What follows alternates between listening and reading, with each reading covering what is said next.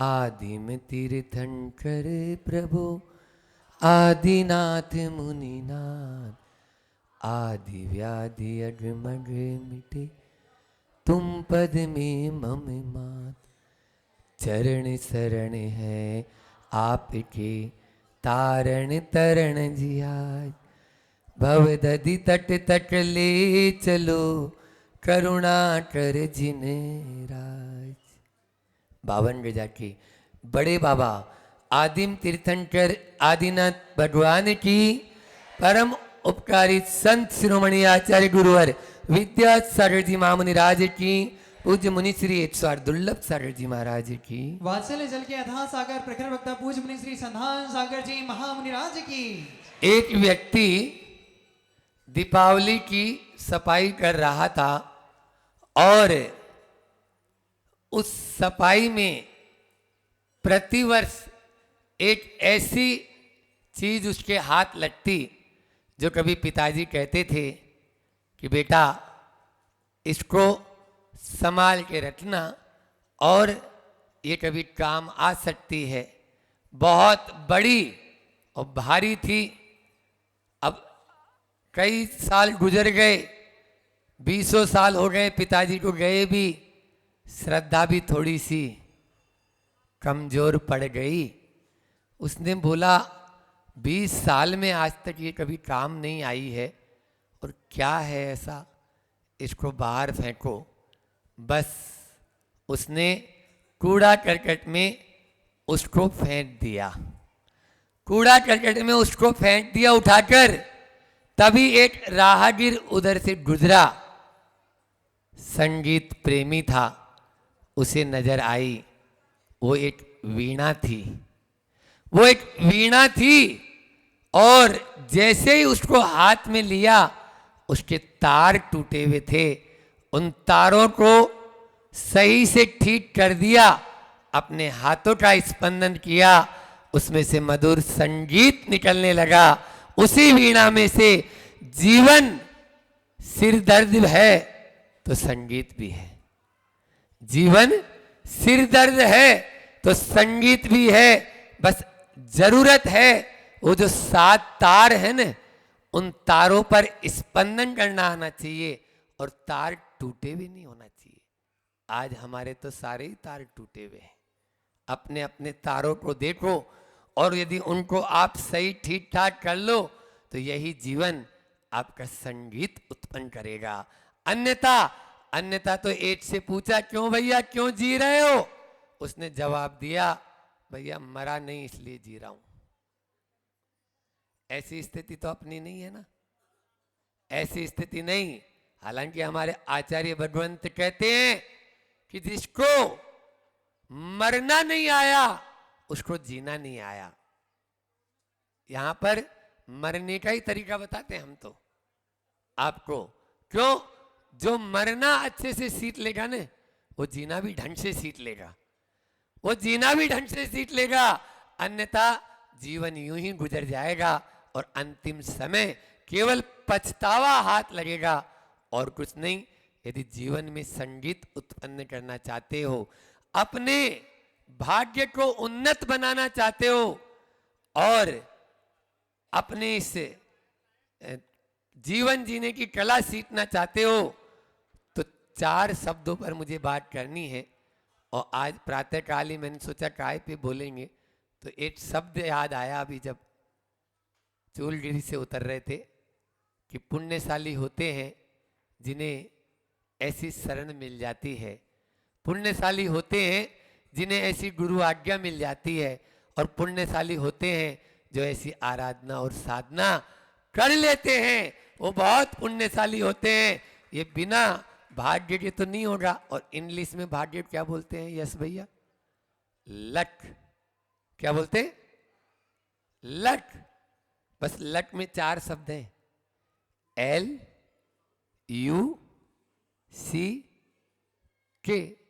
क्या करें, अंग्रेजी वालों को अंग्रेजी में समझाना पड़ता है दीदी, क्योंकि वो आचार्य कुंद ने समय सार की गाथा में कहा, अनाड़ी को अनाड़ी की भाषा में समझा और आर्य को आर्य की भाषा में समझा, 11वीं कारी का समय सार की। तो इसलिए वो जिस भाषा में जानो या जिस देश में, मान लीजिए मराठी में वहाँ गए और अपन हिंदी में बोल रहे हैं, आधो को समझ में आएगा, आधो को नहीं आएगा। तो इस प्रकार से फिर भी हमारे देश की मातृभाषा हिंदी है, तो हमें हिंदी को ही प्रोत्साहन देना चाहिए। ऐसा नहीं कि महाराज जी इंग्लिश में बोल रहे हैं तो हमें इंग्लिश अच्छी भाषा है, नहीं, इंग्लिश में तो उतनी, देखो वैसे भी मैंने अभी बोला था 2 अक्टूबर को कि ए फॉर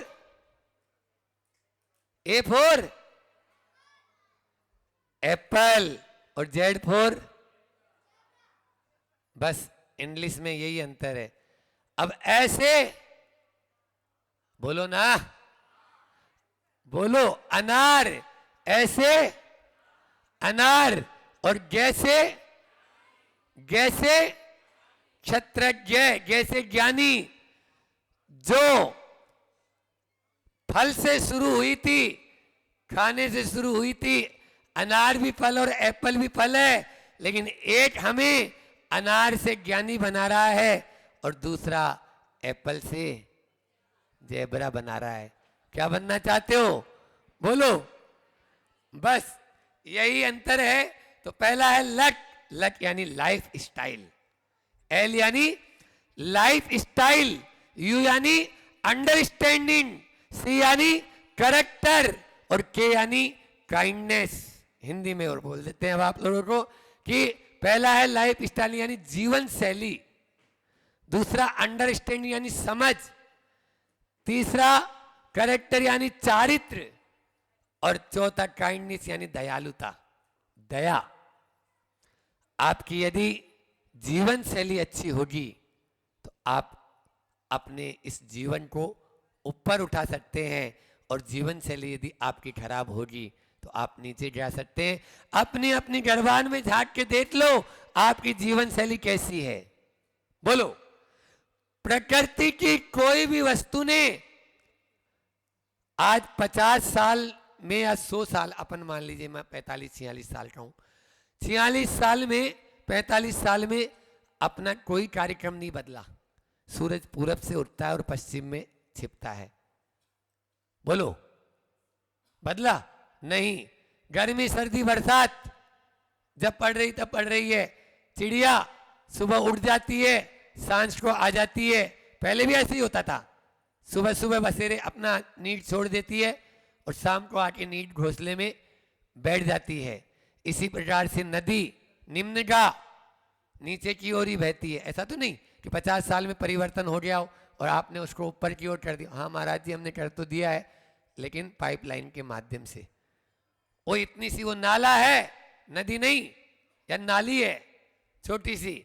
तो प्रकृति की कोई भी चीज ने, कोई भी पदार्थ ने, कोई भी वस्तु ने कोई परिवर्तन नहीं किया अपनी जीवन शैली में, फिर तू क्यों बदल गया, फिर तू क्यों बदल गया, प्रश्न चिन्ह है। हमारी जीवन शैली, वास्को डी गामा भारत में आया और उसने अपनी चतुर्दिक यात्रा की, जो जीवन यात्रा थी, जीवन यात्रा वृत्तांत, उसमें लिखा मैंने भारत की चतुर्दिक यात्रा की और एक बहुत अच्छी बात लगी, और उसी बात को मैं बोलते हुए गर्व से ये कह सकता हूं कि यदि मेरा पुनर्जन्म हो तो जैन धर्म में जन्म हो, पुनर्जन्म हो तो जैन धर्म में जन्म हो और भारत में जन्म हो, क्योंकि भारत की संस्कृति सूर्योदय से शुरू होती है और सूर्यास्त पर अंत हो जाती है। लेकिन आज कोई पता नहीं, रात के 12 बजे भी आदमी दौड़ लगा रहा है। ये है अक्खा मुंबई, मुंबई वाले बैठे हैं। रात के 12 बजे दिन निकलता है और सुबह के 8 बजे रात होती है। ये है अक्खा मुंबई, ये है अक्खा मुंबई। ऐसा बोलते हैं कुछ लोग, सुना है हमने किसी के मुझ से, ये किसी कवि ने कहा होगा तभी तो ऐसा बोल रहे हैं।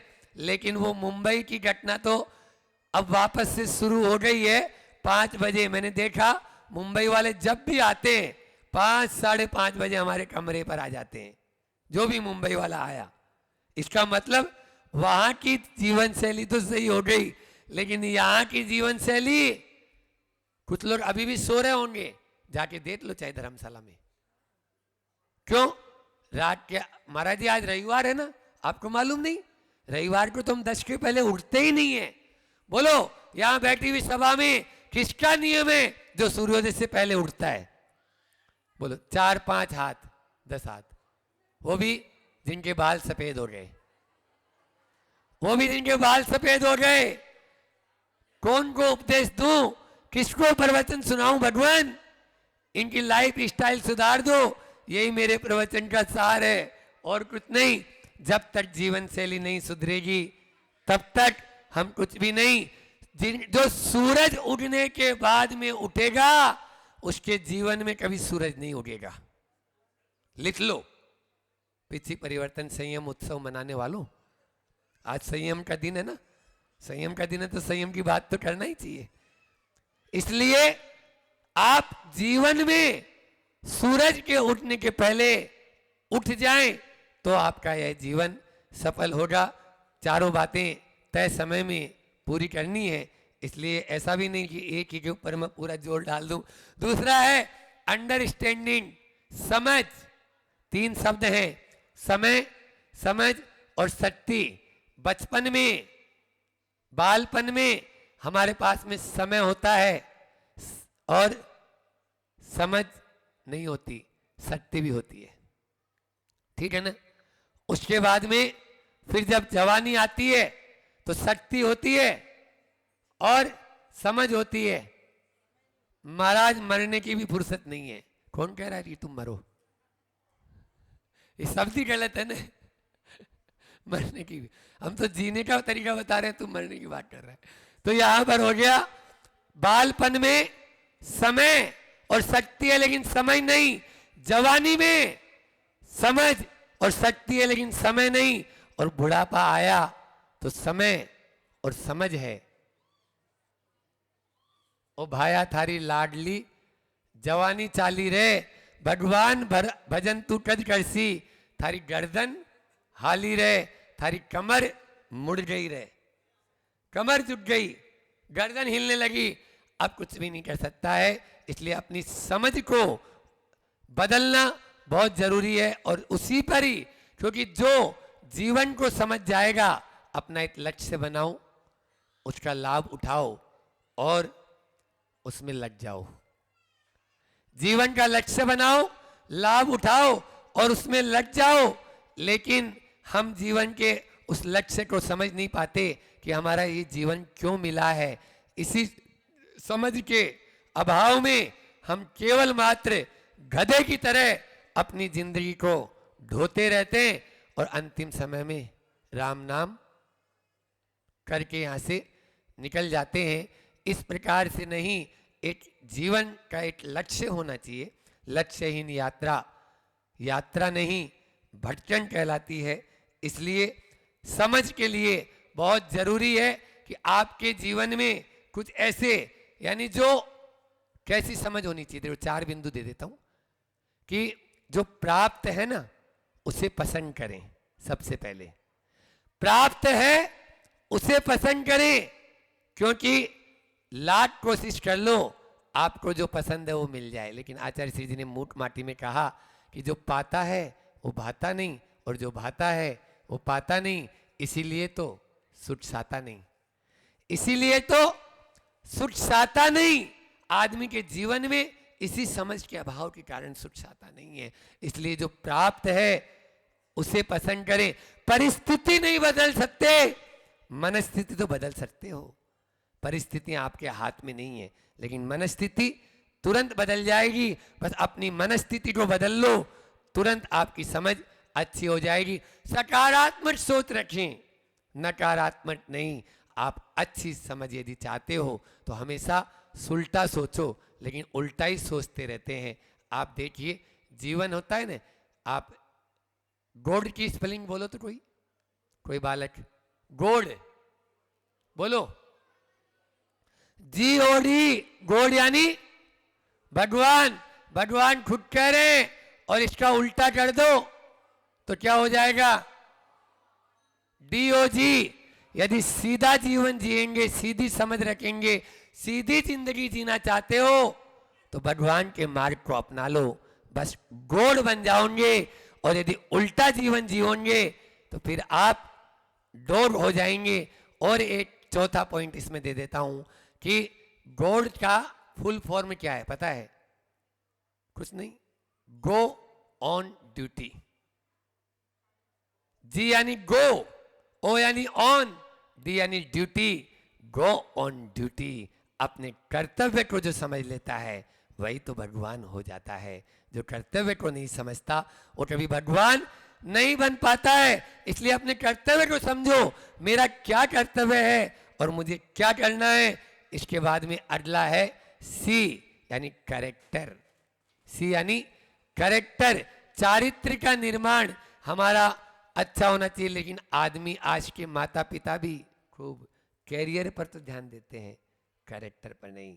और वो कैरियर ऐसा कैरियर हो जाता है, पहले हम जब साइकिल चलाते थे तो उसके पीछे भी एक कैरियर होता था जिसमें अपना बस्ता लाद के ले जाते थे, या वापस लौटते थे तो तेल का टीना या जो दूसरा सामान परचून का होता था वो लेके आते थे। आज का आदमी भी कैरियर के चक्कर में वो वाला कैरियर बन गया, केवल बोझा ढोने वाला कैरियर बन जाता है। अपना कैरियर ही वो चौपट कर लेता है। किस कैरियर की बात करते हो जिसमें कैरेक्टर नहीं हो? क्या कैरियर बोलो? कोई कैरेक्टर जिसमें नहीं है, चारित्र नहीं जिसमें नहीं है, वो कोई भी आपका कैरियर नहीं है। और अंतिम में काइंडनेस, दयालुता भी हमारे जीवन में होना बहुत जरूरी है। अन्यथा हम जब तक दया धर्म का मूल है, पाप मान अभिमान। आप देखते हैं अभी जब महावीर स्वामी के इन सिद्धांतों पर मैंने चर्चा की दीपावली से लेके कल तक, उसमें मैंने एक ही बात पर ज़्यादा जोर दिया। और शुरू से इस चातुर्मास में भी मेरी एक ही भावना रही कि इस क्षेत्र में यह वन्य अभयारण्य बन जाए। इतना बड़ा यह क्षेत्र है और यहाँ पर अनेकों पशु पक्षी रहते हैं, बस उनका संरक्षण हमेशा हो जाए। चाहे वो खरगोश हो, चाहे वो आपके गाय हो, चाहे वो भैंस हो, चाहे बैल हो, इन सब का संरक्षण इस स्थान पर हो जाए। ये तभी हो पाता है जब हम संवेदना होगी, हमारे भीतर में करुणा होगी, हमारे भीतर में संवेदना होगी, हमारे अंदर में परोपकार की भावना होगी, तभी तो हम आगे बढ़ पाएंगे। और इस अहिंसा में विश्व धर्म को तो आचार्य भगवान ने कहा, धम्मो मंगल मुठ्ठितम अहिंसा संयमो तवो देवावि तस्य वणमंति जस्य धम्मे सयामणो। और दया के धर्मस्य मूलम दया, धर्म का जो मूल है वो दया है। दया के अभाव में हम कभी भी आगे नहीं बढ़ सकते हैं। आचार्य भगवंत ने मूक माटी में दया का शब्द का कहते हुए कहा कि दया शब्द खुद बोल रहा है, दया शब्द खुद बोल रहा है कि आप इसको कभी भूलो नहीं। क्या बोल रहा है दया का उल्टा? बोलो, याद है।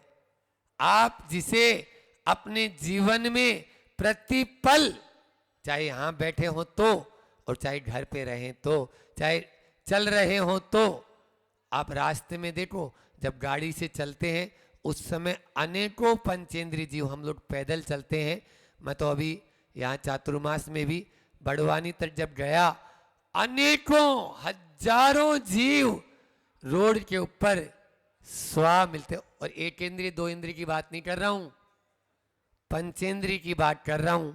ऐसी कैसी काइंडनेस, और उसमें व्रती भी शामिल हो जाते हैं। इसीलिए मुझे लगता है आचार्य श्री जी ने एक ही पहले ही झटके में बोला, विद्याधर हो विद्या लेके उड़ जाओगे। आचार्य श्री जी आजीवन सवारी का त्याग,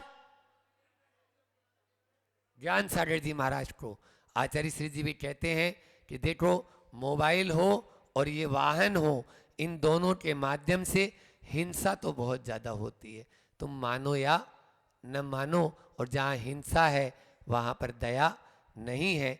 इसलिए हमें इसका भी प्रयोग करना है। तो जीवन में इन चार चीज़ों को अपन को अपनी जीवन शैली को सुधारना है, अपनी समझ को बदलना है, और अपने कैरेक्टर पर ध्यान देना है, कैरियर पर नहीं। अभी वर्तमान में इसकी महती आवश्यकता है। और अंतिम मैंने कहा, काइंडनेस, दयालुता अपने जीवन में अपनाएं। आज पिछिका परिवर्तन के अवसर पर आप सब लोग यहाँ पर उपस्थित हुए हैं। अभी मध्याह्न में पूरा कार्यक्रम यहाँ पर आयोजित होगा। बस एक ही बात कहना चाहता हूँ, समय पर आ जाओगे तो निश्चित रूप से पूरा पा जाओगे, और समय पर नहीं आओगे तो हम लोगों की भी मर्यादा रहती है, उसमें प्रतिक्रमण आदि लास्ट में करना है, करते हैं तो उसके माध्यम से फिर, इसलिए आज ये चातुर्मास का एक तरह से समापन जैसा रहता है। हालांकि अभी यहाँ के जो कार्यकर्ता हैं उन्होंने खूब बोल बोल के और 1 तारीख से 8 तारीख तक, हमारा भी ऐसा भाव नहीं कि बेमन से कर रहे हैं, कि अब वैसे भी मूलाचार में कहा है कि चातुर्मास तुरंत समाप्त होते ही तुरंत विहार नहीं करो, थोड़ा सा सांत्वना उनको मिल जाए, इसलिए 8-15 दिन दे दो तो पूर्णिमा तक भैया चलो, और इनको एक्सटेंशन करके 1 तारीख से 8 तारीख तक यहाँ पर जो सिद्धों की आराधना इस पावन सिद्ध भूमि पर, और वैसे भी आद्य, मैंने दिनेश जी को बता रहा था अभी, पहला मंडलाचरण सिद्ध चक्र विधान से, बीच वाला मंडलाचरण सिद्ध चक्र विधान से, और अंतिम मंडलाचरण भी सिद्धों की आराधना के साथ सिद्ध चक्र विधान से हो रहा है। ऐसी इस पावन सिद्ध भूमि का यह प्रताप, हमें भी कोई पूर्व में बहुत पुण्य किया था जो दोनों को यहाँ का सानिध्य मिला, ऐसी सिद्ध भूमि में साधना करने का और आराधना करने का दोपहर में फिर से अपन खूब बात करेंगे। अभी पूज्य महाराज श्री जी को भी अपन को सुनना है। बोले अहिंसा परमो धर्म की, आचार्य गुरुवर विद्यासागर जी महामुनि राज की।